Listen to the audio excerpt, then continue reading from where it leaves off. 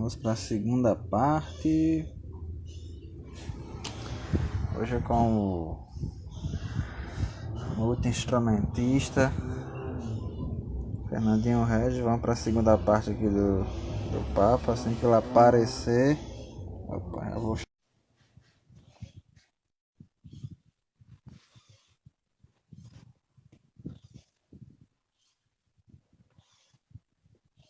Tá aguardando ele aqui. Pronto. Tá tomando uma, boy? Não, aqui é água, rapaz. Minha voz já tava começando a ficar carraspienta. Mais cedo, quando eu postei Eu vi, no eu. Facebook, o Valério comentou no Facebook. Eu acho que o Fernandinho já Ah, no tomou a Facebook? coleção dele todinha já. Não, rapaz, hein? Por incrível que pareça, eu não tomei ainda uma dose depois da depois que começou a quarentena. Tá tudinho aqui ainda. Rapaz, você está de parabéns. Cara, então, como a gente passeou pelo universo da viola, né, da sua caminhada musical e a Folia de Reis, que é o que você tem se dedicado, especialmente naquele período do ciclo natalino. E aí eu queria até entrar um pouco assim de outros projetos que você faz parte. Assim, a gente meio que citou logo no início, né, assim, alguns. E um deles é o show do Caçoar, né? Que o Zen está aqui também, que é meio quem toca o Carlitos barco, Zen. mas você começou junto nessa ideia, né?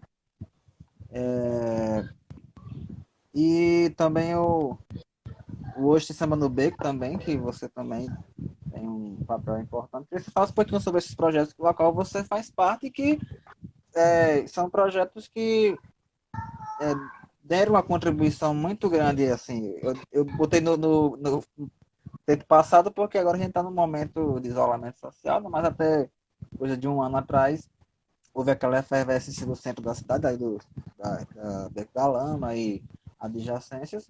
São dois projetos que contribuíram muito para isso. O show do Caçar em especial, porque foi até meio que antecedeu a revitalização e tal, né? E você acompanhou o nascimento desse projeto, né? Eu queria que você falasse um pouquinho da sua visão desses projetos, de como é compor esses projetos que são importantes para a cidade. É. Eu acho que Carlinhos deve ter até falado no programa dele sobre o choro, com certeza ele deve ter falado, né? O Caçoar, na verdade, ele no início, foi depois de uma viagem que Carlinhos fez, né, lá para São Paulo, Rio de Sim. Janeiro, que ele se empolgou com as rodas de choro que aconteciam lá. E aí, essa ideia que ele trouxe, né, essa empolgação que ele trouxe de lá, se aproveitou com, vamos dizer assim, com a vontade que também a Anchieta tinha de formar uma roda de choro. Fazia tempo que a Anchieta, através do Choro da Terra, tentava, sabe, fazer uma roda de choro, que os músicos pudessem ir e pudessem também dar a sua, né, sua canja lá. Mas a galera nunca ia, assim. Eu cheguei aí a uma dessas rodas de choro que ele promovia lá no Acabou Chorare. Era toda quarta-feira. Mas o povo ia pouco, assim, sabe? Aí com o Uhum. Choro do Caçoar aconteceu, né? O que a gente esperava, que era a adesão maior da turma, né? A turma começou a aparecer mesmo e tal. Muita gente. Alguns apareceram esporadicamente, outros sempre estavam lá. E com o apoio da Estação do Cordel, né, no início, sempre, né, até hoje, foi muito importante para ajudar o projeto a se manter também, né, assim, em questões estruturais mesmo, né, simples, o som, a energia, mas que é muito importante. Sem isso não acontece, né? Sem isso não acontece. Acontece assim, de forma acústica, como muitas rodas E, de choro por aí acontece, né? Mas com uma certa visibilidade maior, acho que essa estrutura da Estação do Cordel ajudou muito, assim. E aí o Choro do Caçoar começou com o intuito da gente pesquisar, sabe, assim, era estudar, a gente se reunia para estudar e para pesquisar os compositores aí, estudar as músicas da galera daqui do Rio Grande do Norte também, né? uhum. Tocar músicas dos chorões daqui e do país também, né?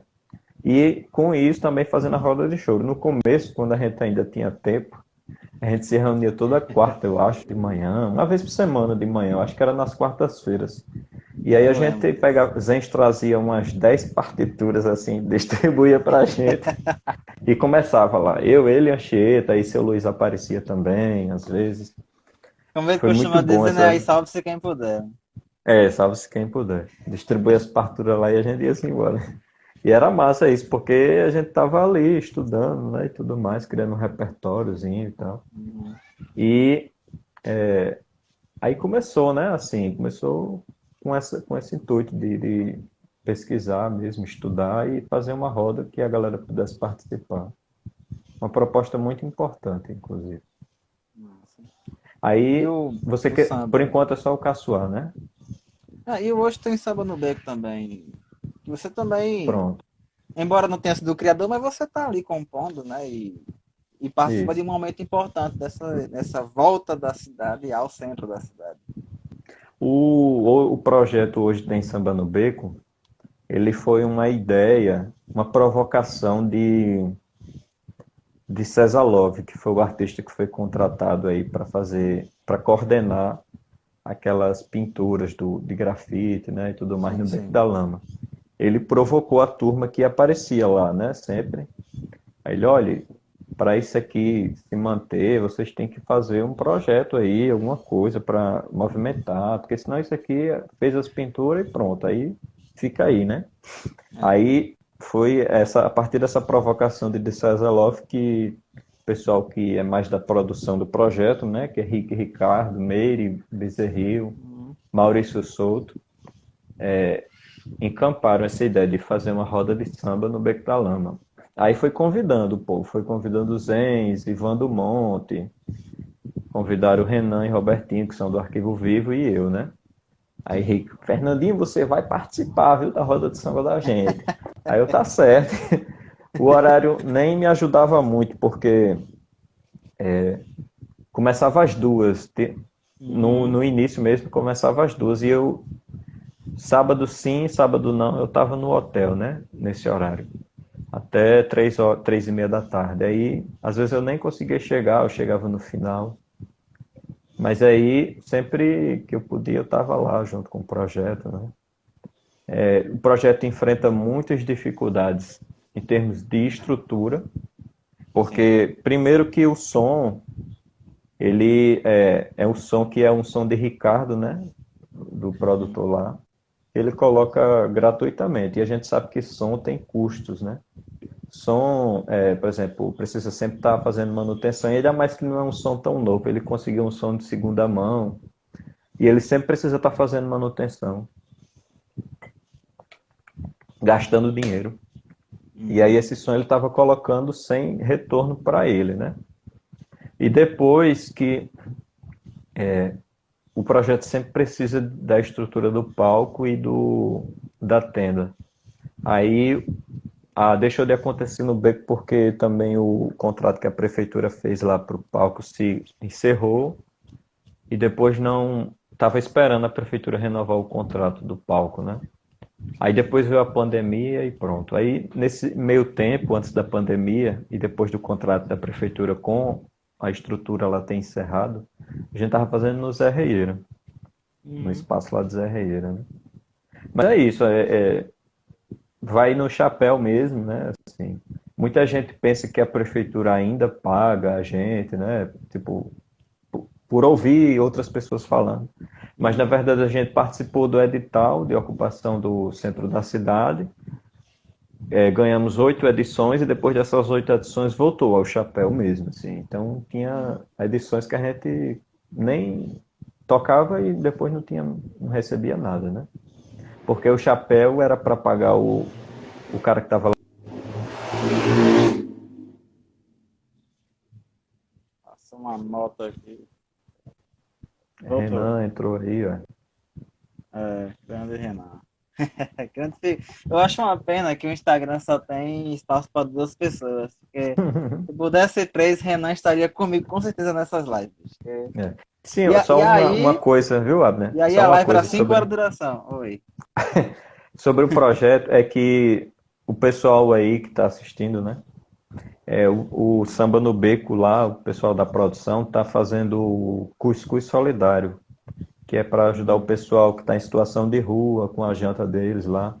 Então, se vocês quiserem saber mais informações sobre essa campanha, vocês entram lá na página hoje, Grupo Samba do Beco, e vocês vão ver lá como fazer doações para o Cuscuz Solidário, que está ajudando o pessoal de situação de rua. E é junto com o Choro do Caçoar também e com as Serestas ao Luar, né? Assim, os três projetos estão dando essa força aí para conseguir alimentar o pessoal lá. massa, Todos os massa. dias de noite alimentam uma quantidade lá de gente e tal, Cuscuz Solidário. Só Quem mandar um puder alô doar aqui aí, pro grande João Felipe Santiago da Dega, que eu entrevistei ontem, tá marcando a presença aqui, massa. grande João Felipe.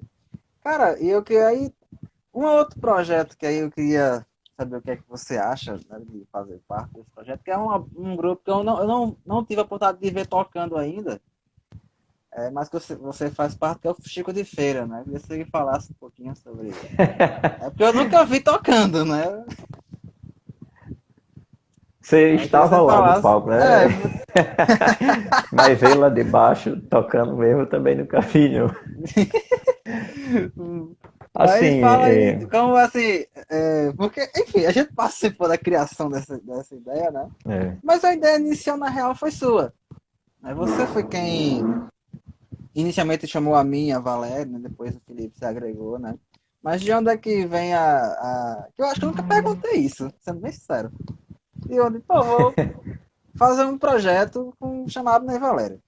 Como é que é. veio essa Então, ideia? assim, aí tá Ricardo aí, ele vai entender um pouco desse processo também, né? Assim, o da onde, porque também é uma coisa que surgiu em mim, mas também surgiu em você, em Valério e em Felipe. Mesmo que em momentos diferentes, em situações diferentes, mas é um projeto que surge de cada um dos componentes também, né? Uhum. Eu vou falar como foi que essa inquietação surgiu em mim. Sim.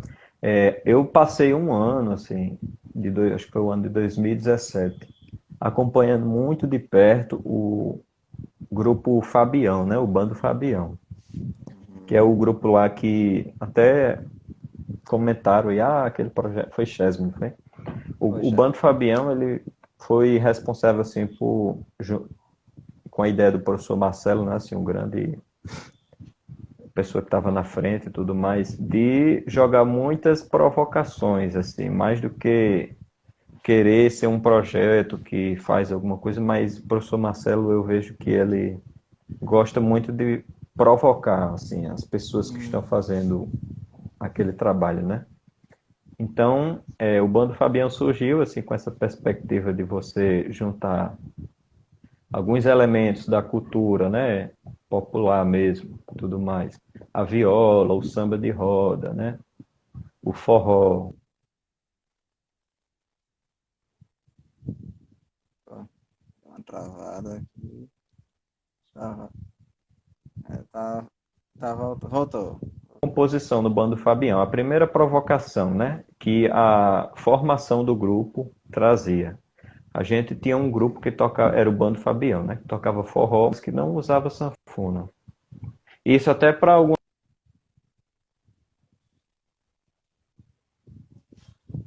Travando com frequência. Fernandinho, eu vou fazer o mesmo processo. Eu vou chamar novamente, beleza? Ah,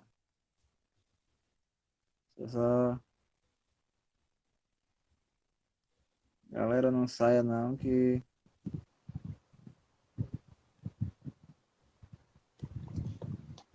Deixa eu só remover aqui, Fernandinho. Aí eu vou chamar novamente, que aí às vezes dá certo. É assim mesmo, às vezes dá esses bugs no Instagram, mas a gente vai tentando manter, né, daqui já caminha para o final do papo. Lembrando que essas entrevistas vão estar também disponíveis no YouTube. E para quem não segue, né, agora também tem um perfil próprio do Pandemia Cultural, tá até aqui fixado no comentário. Vocês vão poder acompanhar, né? Tá em construção ainda o perfil, mas lá já estou divulgando os meus entrevistados e tal. E, e aí vocês vão acompanhando. Amanhã eu vou estar com a Ana Lu Soares, que é cantora. Na quinta, com a musicoterapeuta Marília Poeira, musicoterapeuta e baterista. E sexta-feira eu vou estar com Ananda Krishna. Também vou bater um papo com ela. Então vocês vão acompanhando e vão saber quem eu estou batendo papo. Enfim, Vamos voltamos. lá. Agora vai. Eu estava falando que o Bando Fabião tinha Uhum. uma composição que era um grupo que tocava forró, mas dentro da composição instrumental a gente não utilizava sanfona, né? Essa é a Isso. primeira grande provocação que o professor Marcelo colocava para a gente. Mas precisa mesmo de sanfona, né? Vocês Uhum. precisam mesmo de sanfona para fazer a música que a gente faz? Será que a viola e a rabeca não já dão conta disso, né? Esteticamente, assim. E aí isso ia colocando, né? Assim, o pessoal trazia um repertório mais conhecido, vamos dizer assim, né? Para cantar e tudo mais. Pensava em fazer, tipo, sucesso, né? A galera tinha essa ilusão, que muitos da gente ainda guarda essa ilusão de ter grande sucesso, né? Ah, não, vamos. E isso se intensificava muito no período de São João, né? Assim, a galera Hum. período de São João começava a aparecer alguns convitezinhos, aí o pessoal, eita, vamos lá, que a gente vai bombar e não sei o quê. Isso é bom, por um lado, né? Mas, por outro lado, se você se entrega a isso, você cria certas ilusões que depois podem te trazer frustrações. Isso. E aí, quando o pessoal colocava um repertório muito agradável, assim, né? Agradável porque é bom mesmo, assim, mas era um repertório que o pessoal já conhecia e tudo mais. Aí o professor Marcelo fazia assim: ah, vamos lá, Lucianinho, você vai cantar um aboio aí no meio do show, vai ficar bacana, não sei o quê. Aí tinha gente que não gostava muito e tudo mais. Ou se não traziam músicas diferentes, né? Passava o tempo de São João. Aí vamos pegar umas coisas de viola aí, não sei o quê, acrescentar. Uhum. E esse tipo de provocações assim que o professor colocava, eu sempre fui o mais assim pragmático, sabe, dentro do grupo. Eu tentava de certa forma organizar, entendeu? Hum. Amortecer alguns conflitos que apareciam, né? Porque era um grupo muito grande e naturalmente aparecem conflitos. E o professor Marcelo sempre foi essa pessoa de jogar as ideias assim, de provocar, sabe? O que é que a gente está fazendo também, né? Qual o propósito daquilo que a gente está fazendo, né? E aí, como o Bando Fabião, a gente claramente enxergava que não era uma proposta para a gente ganhar dinheiro, né? Comecei a pensar de tentar montar com algumas parcerias aí alguma proposta em que eu pudesse aproveitar esse caldo assim do que eu pude Uhum. aprender com essa experiência do Bando Fabiano nesse ano de 2017 todo, para uma proposta que a gente pudesse, sei lá, né, tocar no bar e poder ganhar um cachê, né, participar de algum projeto e o cachê que entrasse é um cachê razoável para cada um. Porque o Bando Fabiano sempre foi assim, 15 pessoas, entendeu? Vários percussionistas, muitas tocando três violas, né, às vezes. Então era uma proposta muito grande que você não podia fazer por exemplo, fazer uma festa e cobrar um cachê, porque o que sairia para cada um seria uma quantidade muito pouca, né? E aí, Sim. como a gente, né,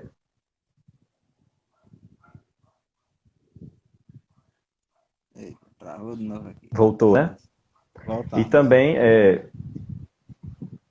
pensando assim, de forma realista, como o artista está inserido no mundo de hoje, né? Nós somos trabalhadores também. E aí Uhum.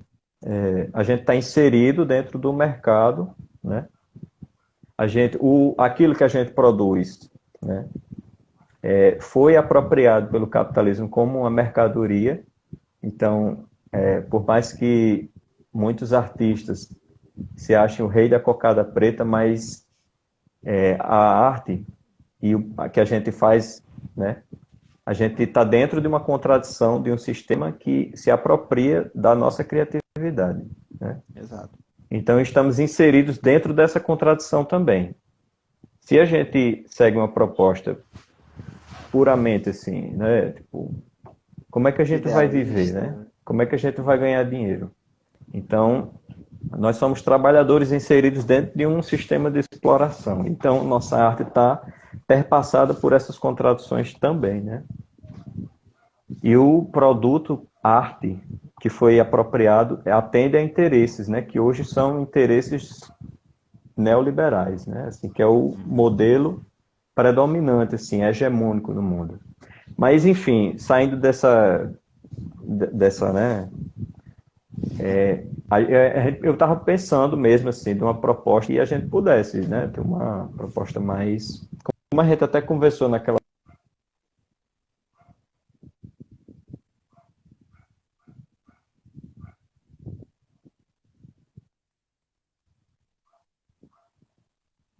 Lá, Como a gente tinha voltou. conversado naquela reunião lá na Casa do Cordel, que você lembra e tudo mais, Uhum. de que a gente pudesse fazer um tipo de arte que a gente aproveitasse essas influências que a gente tem e trazer uma proposta que pudesse ser viável economicamente para a gente, né?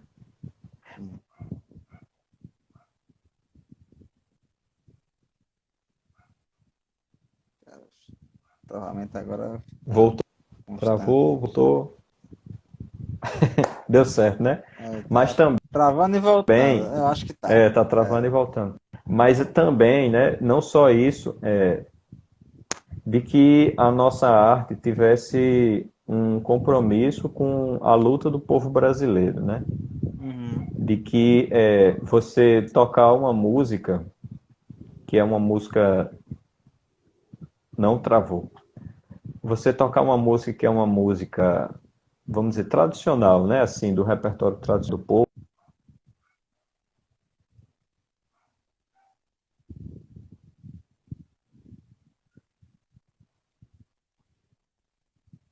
É,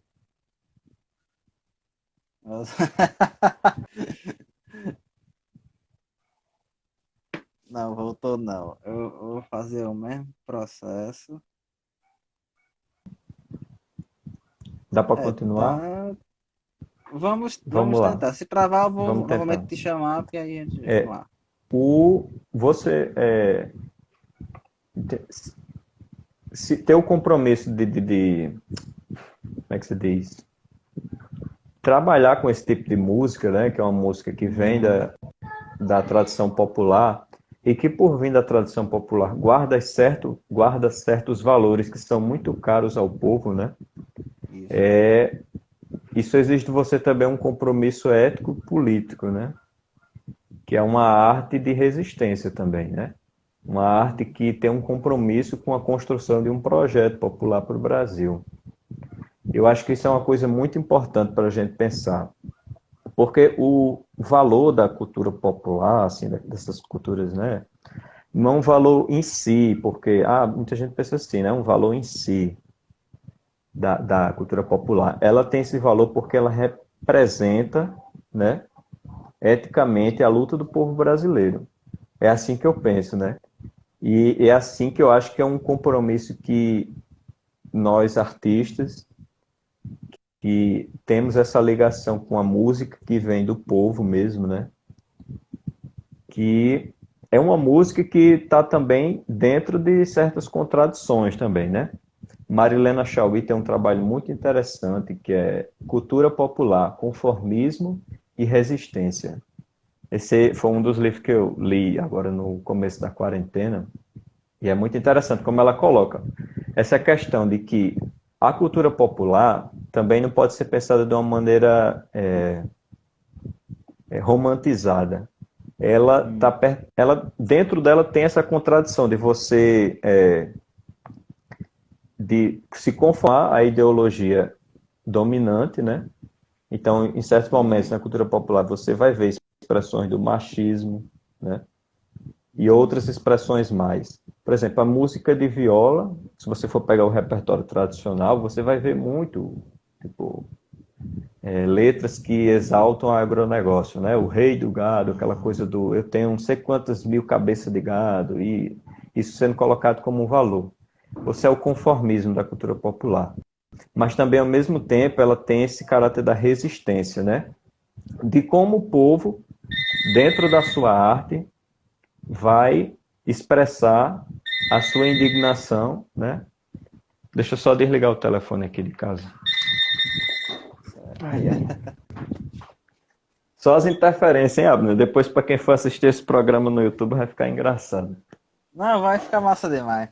Mas o legal é isso mesmo, né? Tipo, essas entrevistas são informais e dentro Então eu acho que, só para fechar esse ponto, para não ficar muito longo, né? Assim, Tranquilo. trabalhar com essa coisa da música popular mesmo, né? É você se adentrar dentro desse compromisso político da luta do povo brasileiro, né? Uhum. E eu penso muito assim, que a gente, quando pensa cultura, né? A gente não pode pensar a cultura como uma coisa isolada do mundo, né? Geralmente tem gente que pensa Isso. cultura como uma coisa à parte. Ah, eu vou pensar a cultura aqui naquela caixinha e tal. Deu uma travada. Eu acho que vai voltar. Peraí. Se a gente não pensa a cultura dentro de um contexto econômico, político e social mais amplo, né, que é Uhum. pensar a totalidade da nossa sociedade, a gente está fadado a ter conclusões erradas no campo da cultura, de pensar a cultura. Então, só existe para mim novidade no campo da cultura quando ela está conjugada com mudanças estruturais dentro da sociedade. Ou seja, a arte de resistência, né, ela, vamos dizer assim, ela é uma expressão da novidade de um mundo novo, que é construído a partir de hoje por aqueles que lutam por um mundo diferente, por um Brasil diferente, né, pela superação desse modelo capitalista neoliberal, da predominância do capitalismo financeiro, que pensa a cultura, né, se a gente for pensar, um marco assim do neoliberalismo dentro do campo da cultura foi ali na década de 80, quando começaram a surgir as leis de incentivo, né? Que você joga a Sim. responsabilidade de pensar a cultura para o setor Pra- privado, Exato. financiamento E aí privado. deixam Então, eles que decidem, né? Qual exatamente. projeto patrocinar. E é interessante, eu estava até lendo um artigo ontem, né? Falando sobre. Uhum. Tá. Eu estava lendo um artigo que estava falando justamente que essa é a questão que hoje mais me faz pensar. É as relações do neoliberalismo na cultura, né? De como que a Uhum. gente é, né? Enfim, arrastado para dentro dessa lógica, dessa ideologia. Tava lendo, né? Então, a partir desse modelo de financiamento, assim, da renúncia fiscal, né, e tudo mais, que teve um grande marco ali na Lei Rouanet, a partir do governo Collor, né? É de como a cultura ela é pensada a partir de uma perspectiva excludente. Então, é mais fácil você ter um grande projeto numa grande capital como São Paulo, tem grande possibilidade de ser financiado, do que você ter um projeto que vai rodar o sertão, sei lá, municípios Uhum. do interior, cidades médias do interior, no norte e nordeste, vamos dizer assim, né? O dinheiro que vai para a cultura hoje ele é muito concentrado, né? Então, você ter uma arte de resistência dentro de um cenário desse é um desafio gigante, né? Assim, muito grande. E eu acho que, assim, só. É muito mais vantajoso para uma empresa patrocinar um projeto de 200 mil de um artista que já tenha uma projeção, do que de repente esses 200 mil patrocinarem, sei lá, quase um projeto de 50 mil, mas que a empresa não vai ter a visibilidade que ela quer em troca e concentra tudo em um projeto só, né? É. Esse é o grande desafio para a gente, né, que Uhum, faz cultura, e principalmente uma cultura de resistência e de compromisso com a luta do povo brasileiro. Eu gosto muito de ver as experiências que os movimentos têm, né? Por exemplo, o MST tem um debate muito grande assim, em torno da cultura, que é eles trazem pontos muito interessantes, né? Assim, e é muito massa se adentrar nesse debate. Eu acho que são pontos para se pensar, né? Isso aqui, porque uhum. às vezes a gente joga mais dúvidas, mais provocações do que responde, né? Por exemplo, eu Mas é, hoje queria ter muitas respostas sobre esses assuntos, assim, mas eu tenho mais dúvidas uhum, do que respostas. E é bom porque também leva a gente para frente, né? é, E aumenta a exato. nossa ligação com a luta do povo. Mas é isso. Tô dando uma travadinha, mas deixa eu voltar aqui. Voltamos, né? Voltamos. Mas na verdade voltou, mas é basicamente para eu lhe agradecer pela disponibilidade de bater um papo comigo, de participar desse meu projeto de entrevistas. Eu fico muito grato pela sua disponibilidade. Show. Olha, Carlitos botou aí, ó, eu gosto dessas discussões. Inclusive, muitas dessas discussões eu tive com Carlinhos e com Antônia, né? Assim, que Sim, sempre também iam jogando muitas provocações, tipo, Carlinhos sempre gostava muito de falar assim de como esse modelo que constrói, que também, Abner, né, tem muito a ver com uma coisa que já é tua área mesmo, que é a mídia, né, assim, de como sim, a modelo de mídia total. que a gente tem concentrado está dentro dessa lógica de você também concentrar a cultura, assim. Uhum. Então, a gente vai viver nesse período em que a predominância de uma mídia concentrada, de também ter artistas de grande projeção e muitos, uma grande infinidade está ali na base da pirâmide, de pessoas que estão batalhando, mas que não conseguem ter pelo menos uma projeção média, né? Assim, ficam sempre ali. Porque isso E, também alimenta esse modelo, né? Essa justamente desigualdade também. que é justamente um modelo de mídia privado, né? Assim, mais de 95% dos meios de comunicação, nossa, 99, acho que Por exemplo, isso 95% dos meios é. de comunicação são privados aqui no Brasil, né? Então, fica Pois é. tudo amarrado nesse universo. Pois é, e só para não confundir também, né, a galera, porque às vezes Uhum. quando se faz esse debate, aí a galera acha que você tipo, despreza certos tipos de música e parece que a cultura popular é uma coisa assim, tá no céu e as outras músicas estão no inferno. Não é bem assim, né? É que a maneira como o espaço é distribuído. Então não é um estilo musical que é ruim, né? Mas é a maneira como é dado espaço a esse estilo musical em detrimento, né, de outros, muitos outros, né, Sim. que não têm o mesmo espaço. Então, o que a gente precisa mesmo é de que haja uma pluralidade maior, uma divisão melhor. Uma coisa que é bem assim, uma alegoria bem forte desse debate é aquela questão do São João lá em Campina Grande, que o pessoal fica brigando, né, Uhum. porque o sertanejo tem uma entrada no São João e tudo mais. Claro que vai ter uma entrada, porque é o que. Quanto mais você puder jogar essas grandes atrações em festas desse tipo, né? O que Sim. acontece também com o carnaval, tanto melhor para quem está por trás do financiando esses grandes artistas. Então, que está dentro dessa lógica também, né? De vocês. Exato. De desigualdade entre o. É entender que é o capital que manda. Então, assim, É, você vai ter que entender que a banda vai tocar dessa maneira, né? Pois é. Eu acho que estou satisfeito com o debate assim, que a gente teve. Não, É muito bom esse tipo de conversa. eu realmente, assim, foi melhor do que... Eu sabia que ia ser massa, mas foi melhor ainda do que eu esperava, até porque é sempre legal. Você é uma pessoa que tem uma bagagem de conhecimento muito massa e está sempre disposto a compartilhar. E eu acho que a onda é essa mesmo, assim, compartilhar esse conhecimento e espero que muito em breve a gente possa novamente estar aí juntos Os palcos.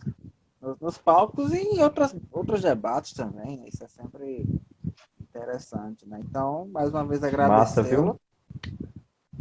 E E bota aí a para galera frente aí esse que... projeto da pandemia, mesmo depois da pandemia. Eu sou do tempo do Não, que você começou aquele projeto, como era? Não sei o que, produção e cultura. Tu lembra daquele? Era A2, produção e sim, cultura, como era? foi um lado B, era lado B. Lado B, produção e cultura. Eu sou do tempo do lado B, produção e cultura. Que foi uma, Tudo foi um foi um experimento. experimento que você fez e agora está fazendo de novo aí esse segundo experimento que É, espero que que esse, é porque continue, esse porque aqui é tem mais a bom. minha cara. Esse experimento aqui tem É, mais a minha cara porque tá dentro da minha área realmente da comunicação, né? Bom, massa. então assim, a galera que acompanhou, agradecer demais. Como eu falei, aqui não tem um comentário fixado que tá o endereço, né? O nome do Pandemia Cultural. Tá em construção ainda o perfil, mas vocês já podem ir lá seguindo, estou divulgando já os convidados. Em breve vamos estar concentrado tudo lá, as lives vão ser por lá, conforme a gente conseguir um número legal de curtidas. Então é importante vocês estarem curtindo, compartilhando, divulgando, né? Fortalecer o jornalismo cultural independente. E amanhã, 5 da tarde, eu vou estar com a Ana Lu Soares, nossa Show. amiga, companheira de tocadas, né? Ela tem uma carreira no samba. Quinta-feira eu vou estar com a musicoterapeuta e baterista Marília Poeira. A gente vai bater um papo sobre musicoterapia, né? Eu tenho entrevistado algumas. Entrevistei a Silvia Passos, que é uma jovem poetisa, Sim, E Dani poetisa, Cruz né, também, que são Silvia? duas. É, ela até entrou Massa. a Do participação. Levante também. Sim. Aí É, entrevistei ela e massa, Dani Cruz, Silvia. que além de cantora também é psicóloga e a Silvia também, né? É. E o psicólogo é um profissional que está sendo muito exigido e vai ser muito exigido daqui para frente. E aí, vou estar com a Maria, que é musicoterapeuta, né? Que aí vai ser interessante essa abordagem da música realmente como terapia. E além de ser baterista, né? De bandas femininas, bandas formadas só por mulheres. Vamos bater um papo. Voltamos. Vai lá. E na sexta-feira eu vou estar com a Nanda Krishna, que é cantora, compositora, atriz. Sim, Aí ela Ananda. vai bater um papo comigo também. Então vocês vão acompanhando. E é isso. Então, gratidão mais uma vez. Galera que acompanhou. Fernandinho Regis. Logo mais vai estar lá no YouTube. Quem não sabe, assim, na bio do Instagram tem um link lá que vai direto para a playlist Pandemia Cultural, tanto na minha bio do meu perfil pessoal como no perfil do Pandemia Cultural. Então vocês podem acompanhar lá depois essa e outras entrevistas que eu ando fazendo por aí. Então, uma boa noite a todos E e Abner, até amanhã. Abner, Abner, Oi, antes de você oi. terminar, eu queria dizer aqui uma poesia de um poeta da Guiné-Bissau, né? Eu estou lendo aqui um livro muito Por bom de uma favor. antologia de poetas africanos, poetas e poetisas, né? Hum, E aí muito muitos bom. deles viveram um período lá na África que foi da luta contra o colonialismo, né? Sim. E aí essa poesia tem várias aqui, mas essa daqui eu guardei especialmente para encerrar esse programa de hoje. Eita, A gostei. noite veio, disfarçada em dia, e ofereceu-me a luz, diáfana como a aurora, mas eu disse que não. Depois veio a serpente, disfarçada em virgem, e ofereceu-me os seios e os braços nus. O Instagram tem que trollar a gente, né? No meio da poesia. Sim, Vamos lá. por fim, veio Pilatos, disfarçado em Cristo, e numa voz humana e doce disse: Se quiseres, eu dou-te o paraíso, mas conta a tua história. Mas eu disse que não, não, não e não. E continuei um homem, e eles continuaram, os abutres do medo e do silêncio. Obrigado. Não tinha maneira melhor de encerrar esse bate-papo do que dessa forma. Então, a todos, uma boa noite e até amanhã. Valeu e fiquem em casa.